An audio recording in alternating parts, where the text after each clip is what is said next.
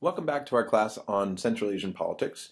The goal today is to try to define Central Asia, or look for various ways of defining Central Asia and regions in general.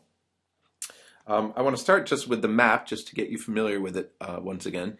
We've got Kazakhstan over here, this is the largest country, Kyrgyzstan over here, Bishkek being the capital, then Tajikistan, Uzbekistan over here, and Turkmenistan over here. These are the five countries, the former Soviet republics of Central Asia, that we're going to concentrate on in this class. To the border, you've got, to the east, on the eastern border, you've got China. To the north is Russia.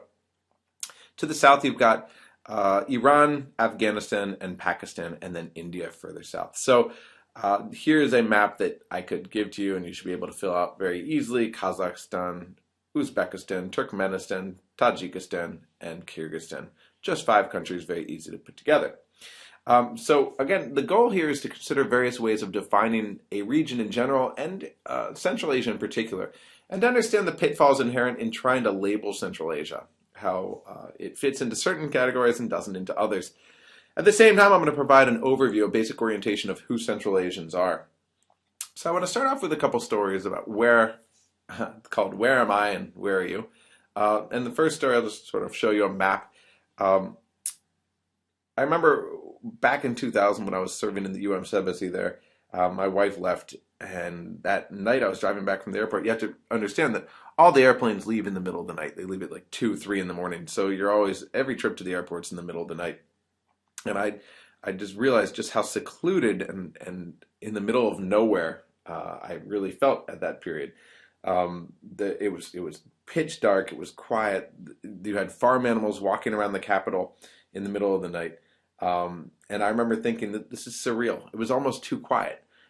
It sort of felt like the calm before the storm. And one of the reasons it felt like the calm before the storm is that there had been a terrorist incursion just a year earlier, and we were waiting for a new one. And terrorist incursions tended to come in the summer when the snows melted, and the terrorists would come over the mountains from Afghanistan through Tajikistan, sometimes through Kyrgyzstan, and then into this area in Uzbekistan. Tashkent at that point was a virtual forest. There were checkpoints all over the periphery of the city, on the major roads to other towns, and especially along the mountain passes to Fergana. Now, this served a dual purpose.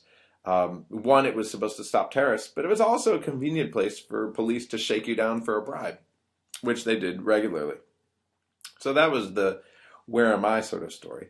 The other story is the who are you, or the who the hell are you, depending on which story you're listening to. We decided to take a drive when I was out there studying, doing my dissertation fieldwork, to the Aral Sea from Khiva. So Khiva is down here, and we decided to drive all the way up to the Aral Sea, which goes right through a desert. We found a car. It was easy to get a taxi. There's a huge supply of taxis there because there's no work. You've got a huge unemployment rate, and so everyone becomes a taxi driver. Every car you see is essentially a taxi. And so we grabbed a taxi. We couldn't get a great taxi because of pervasive corruption, another theme which is going to come up over and over again.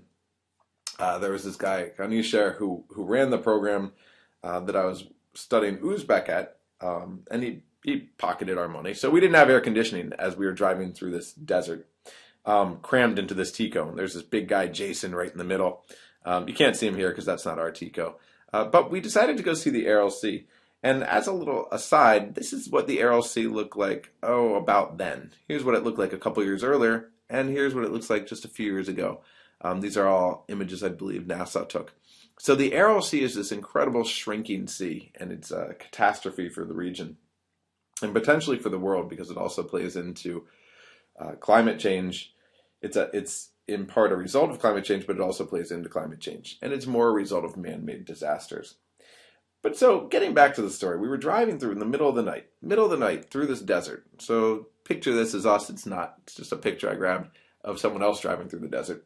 And suddenly, on this highway, deserted highway, just us driving through a desert, this guy jumps into the middle of the road right as we're passing. Naked guy, buck naked. And I don't know if he was drunk, if he was insane, but he was cursing. He was cursing in Uzbek. He was cursing in Russian, because of course, we had the windows open because we were hot. And just as we passed, he suddenly laid down in the road, and then he jumped up and started jumping up and down. And the last thing I saw is he disappeared off into the darkness. And so this is this flash of Central Asia. And I actually did intend that little pun, flash of Central Asia.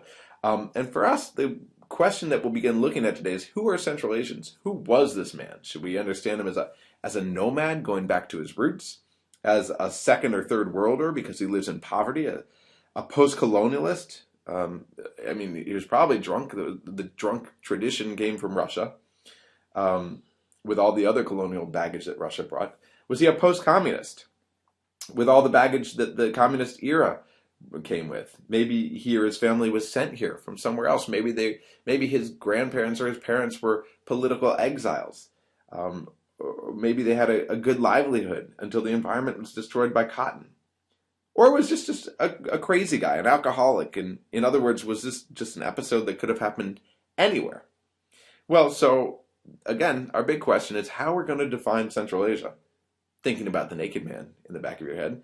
And today, so we're going to explore 3 possible types of identities for Central Asia based on several characteristics that can be used to identify any region. So I'm going to take this on another slide. I'll stop here.